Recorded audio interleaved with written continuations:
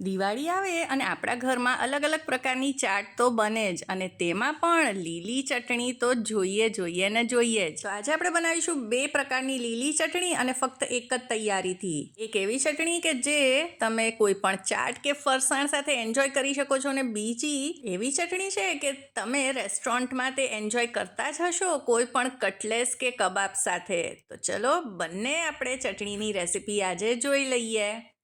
તો સૌથી પહેલાં અહીંયા મેં મીડિયમ સાઇઝનું મિક્સર જાર લીધું છે. આજે હું વધારે પ્રમાણમાં ચટણી તૈયાર કરી રહી છું, એટલે આ મીડિયમ સાઇઝનું લીધું છે. આમાં પણ સરસ ચટણી બની જશે. તો સૌથી પહેલાં આપણે આમાં ઉમેરીશું લગભગ 60થી 70 ગ્રામ જેટલી કોથમીર છે. તેને સાફ કરી ધોઈ અને આ રીતે મીડિયમ સાઇઝમાં કટ કરી છે. મેં તેના ડાળખા પણ લીધેલા છે, કેમ કે તેમાં પણ પોષક તત્વો હોય છે, એટલે હું હંમેશા ચટણીમાં તેના ડાળખા પણ એડ કરું જ છું. હવે અહીંયા મેં 70 ગ્રામ જેટલા ફુદીનાના પાન લીધા છે. આને પણ મેં ધોઈને સાફ કરી લીધા છે. તો આમાં તો હું ફુદીનાનું પ્રમાણ પણ એટલું જ રાખી રહી છું, કેમ કે અમારા ઘરમાં તો આ જે ફુદીનાની ફ્લેવરવાળી ચટણી ખૂબ જ ભાવે છે. અને હવે દિવાળી આવી રહી છે, તો તેમાં પણ આપણે ચાટ ને બધું બનાવીએ તો તેમાં ફુદીનાનો ફ્લેવર સરસ આવે છે, એટલે ફુદીનાનું પ્રમાણ વધારે જ રાખવું. હવે આપણે આમાં ઉમેરી દઈએ 2 તીખા મરચાં, અને આ મીડિયમ તીખા મરચાં છે, બંને એડ કરી દઈએ. આ 2 ઇંચ આદુ આમાં ઉમેરી દઈશું. સાથે જ અહીંયા થોડાક શિંગદાણા લીધા છે. આ 2 ચમચી જેટલા શિંગદાણા છે. 1 ચમચી જીરું, આના બદલે તમે જીરું પાવડર પણ એડ કરી શકો છો. હવે અહીંયા 1 ચમચી સંચળ પાવડર ઉમેરી રહી છું. સંચળ પાવડરથી ખૂબ સરસ ટેસ્ટ આવે છે. સાથે જ 1 ચમચી ચાટ મસાલો, સ્વાદ પ્રમાણે મીઠું અત્યારે થોડુંક ઓછું જ એડ કરી રહી છું, કેમ કે આપણે સંચળ પાવડર અને ચાટ મસાલો પણ એડ કર્યો છે. 2 ચમચી ખાંડ ઉમેરીશું. હવે 2 ચમચી નાળિયેરનું છીણ ઉમેરી રહી છું. જો તમારી પાસે લીલું નાળિયેર હોય તો તે પણ ઉમેરી શકો છો. હવે અહીંયા 3 ચમચી જેટલી સેવ લીધી છે. આ ફરસાણની સેવ છે. આની જગ્યાએ તમે ગાંઠિયા પણ એડ કરી શકો છો, કાં પછી કોઈ પણ ચવાણું કે ફરસાણ હોય તે પણ એડ કરી શકો છો. આનાથી ચટણીનો ટેસ્ટ ખૂબ જ સરસ આવે છે. અને આ પણ ન હોય તો તમે દાળિયાની દાળ 2 ચમચી ઉમેરી શકો છો. હવે આપણે આમાં અડધું લીંબુ નીચવીને એડ કરી દઈશું. હવે આ ચટણીનો એકદમ જ લીલોછમ કલર આવે તેના માટે 5થી 6 બરફના ગાંગડા ઉમેરી દઈશું.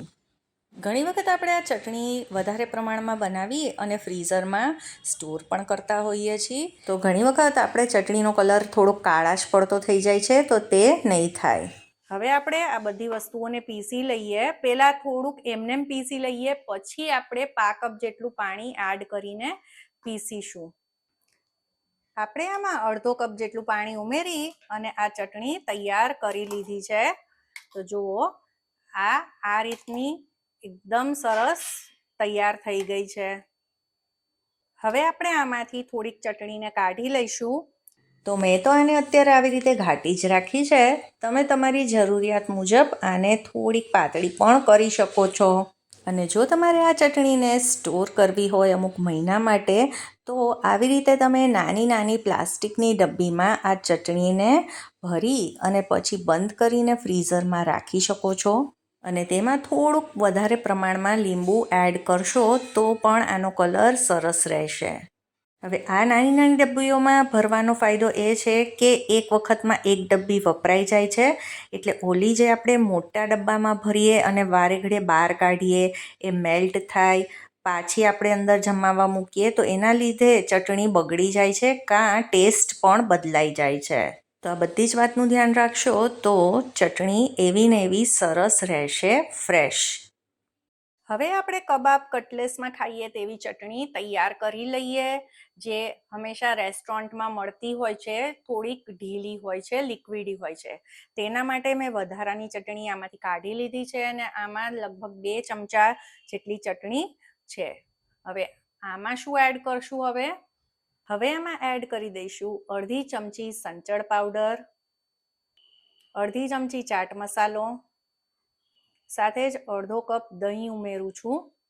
આ એકદમ જ ઘાટું દહીં છે અને મીડિયમ ખાટું છે. આમાં બહુ જ વધારે પડતા ખાટા દહીંનો ઉપયોગ ન કરવો. હવે આપણે જે આ લીલી ચટણી બનાવી છે તે તીખી જ છે. હવે જો આ તીખી ન હોય તો આમાં હજી એકાદ મરચું તમે એડ કરી શકો છો. તો હવે આમાં પાણી ઉમેરવાની જરૂર નથી. આ દહીંના લીધે આ થોડુંક લિક્વિડિત થશે. પછી જરૂર પડે તો પાણી ઉમેરશું. અત્યારે આપણે એને પીસી લઈએ. હવે બધી વસ્તુને પીસી લીધી છે અને તમે જુઓ આ રીતની આ ચટણી તૈયાર થઈ ગઈ છે.